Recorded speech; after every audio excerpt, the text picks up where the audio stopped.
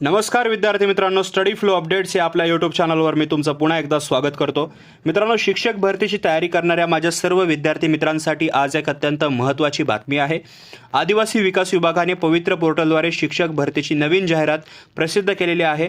आजच्या व्हिडिओमध्ये आपण ही जाहिरात अगदी सोप्या भाषेत समजून घेणार आहोत। कोणकोणती पदे आहेत, पात्रता काय आहे आणि अर्ज करण्याची शेवटची तारीख कोणती, हे सर्व आपण पाहूया। चॅनलवर नवीन असाल सबस्क्राइब करा। ऑफिशियल PDF डॉक्युमेंट मिळवण्यासाठी डिस्क्रिप्शनच्या पहिल्या लिंकला क्लिक करा, तिथून रीड करू शकता किंवा डिस्क्रिप्शनमध्ये व्हॉट्सअप टेलिग्राम ग्रुप लिंक आहे, जॉइन करायला विसरू नका।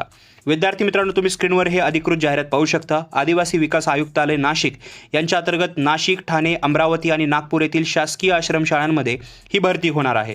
यामध्ये पेसा आणि नॉन पेसा अशा दोन्ही क्षेत्रांसाठी एकूण 2421 पदे भरली जाणार आहेत। चला तर मग पदानुसार शैक्षणिक पात्रता आणि जागांची माहिती घेऊया। तुम्ही हे शांतीपूर्वक ऐकू शकता मित्रांनो। सर्वप्रथम प्राथमिक शिक्षक इंग्रजी आणि मराठी माध्यम। जर तुम्हाला प्राथमिक शिक्षक म्हणून काम करायचे असेल तर तुमची शैक्षणिक पात्रता HSC आणि D.Ed असणे आवश्यक आहे।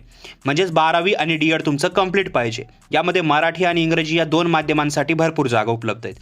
दुसरा आहे माध्यमिक शिक्षक, मराठी आणि इंग्रजी माध्यम।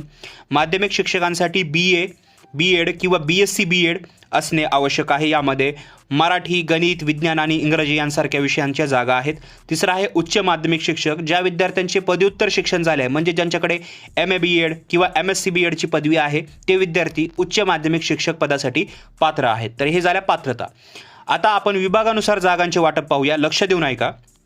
नाशिक विभागामध्ये सर्वाधिक जागा आहेत 826, ठाणे विभागात 613, अमरावती विभागामध्ये 468, नागपूर विभागामध्ये 514, अशा एकूण मिळून 2421 जागा भरल्या जाणार आहेत। आता आपण महत्त्वाच्या तारखा आणि सूचना पाहूया मित्रांनो। आता सर्वात महत्त्वाचा भाग, ज्या उमेदवारांनी पवित्र प्रणालीमध्ये नोंदणी केली आहे त्यांच्यासाठी पसंतीक्रम म्हणजे प्रेफरन्स जनरेट करण्याची सुविधा जी आहे ती मागे सुरू झालेली आहे आणि ती आता बंदही झालेली आहे, कारण 11 ऑगस्टपर्यंत तुम्हाला लॉक करण्याचं एक पसंतीक्रम लॉक करण्यासाठी तुम्हाला वेळ दिला गेला। याबद्दल आपण ऑलरेडी 2 व्हिडिओमध्ये सांगितलं होतं। आय होप तुम्ही हे केलं असेल। त्यामुळे शेवटच्या दिवसाची वाट न पाहता ज्या विद्यार्थ्यांनी केलेलं आहे यासाठी म्हणजे त्या विद्यार्थ्यांना याचा चांगला फायदा होणार आहे। तर विद्यार्थी मित्रांनो, शासनाची ही खूप मोठी आणि उत्तम संधी आहे। तुमच्या शैक्षणिक पात्रतेनुसार योग्य पदासाठी नक्की अर्ज करा।